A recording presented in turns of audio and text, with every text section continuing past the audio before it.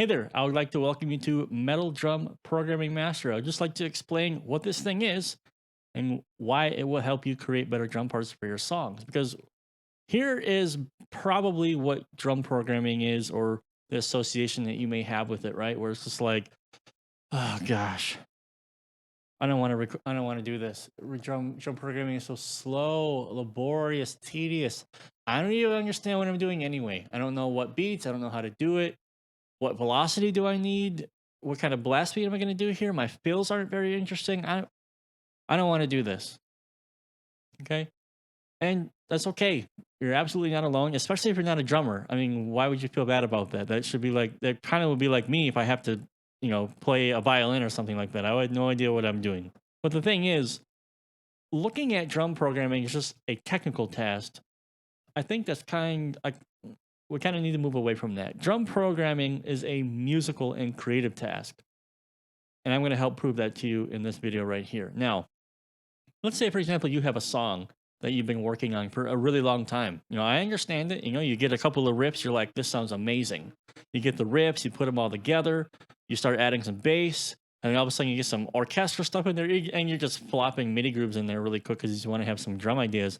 And then you literally create this song that you spent days on. You recorded the guitars over and over and over again. Maybe you've recorded the bass. You got some vocals in there, and then drums.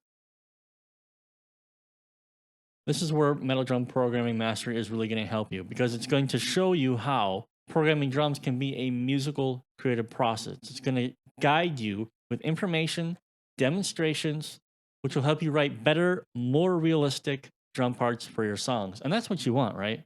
I mean, do you want to put all the MIDI grooves, that maybe a lot of other people have already thrown in there? Or at the very least, what if you've taken those MIDI grooves and you know how to edit them? Yeah?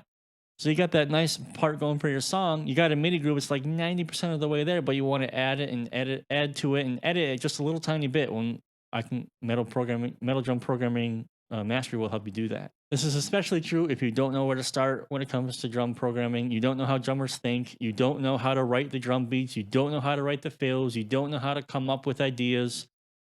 I got you covered. I'm going to help you with this. I will guide you literally from A to Z, because there's a 5-step process of how I write drum parts, and I'm going to teach it to you. And this 5-step process is literally protecting you as you go through each step, because each step focuses on one particular thing. And as you continue to grow through the steps and write through the steps, you sort of double check what you've done. So by the end of the process, you have a full, complete section of drum parts that you're going to be proud of, because you're going to understand how you were able to do it, what you were doing, and it's going to make your song that much better. So in essence, I'm going to present to you a repeatable 5-step method, essentially, that you will be able to repeat. And it doesn't matter what DAW you're using or how you program drums. Each of these 5 steps are demonstrated in extreme detail. I'm going to take a song from absolute scratch. You're going to watch me you're going to watch me write drums for it.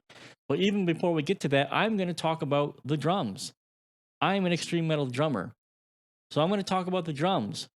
What's the snare for? What's the kick for? How do they work together? Why do people use toms? What do we do with this hi-hat?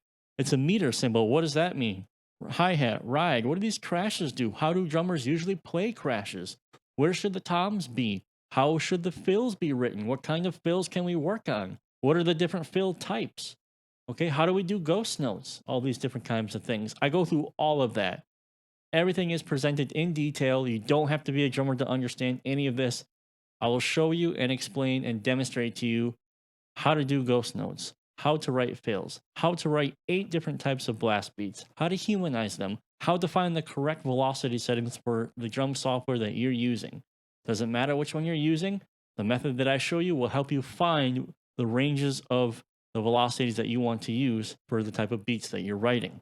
I'll also show you how to create drum maps. And for those using Reaper, I have a number of slick keyboard shortcuts that I've created to help make drum programming in Reaper much faster. We're also going to talk how to boost drumming creativity, how to listen actively to other drummers and to kind of take things away from what your favorite drummers and your favorite bands do, and how you can apply it in your music. So let me ask you this before I end the video here.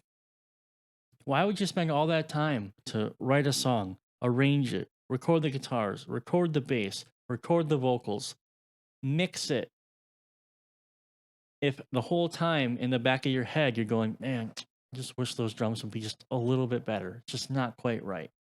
I know the feeling. So let's end the frustration. There's more information about metal drum programming mastery down below. Go ahead and have a read and join up. Okay? Join up. Let's go ahead and get the drums that your song deserves. All right? Go ahead and join up. I'll see you inside.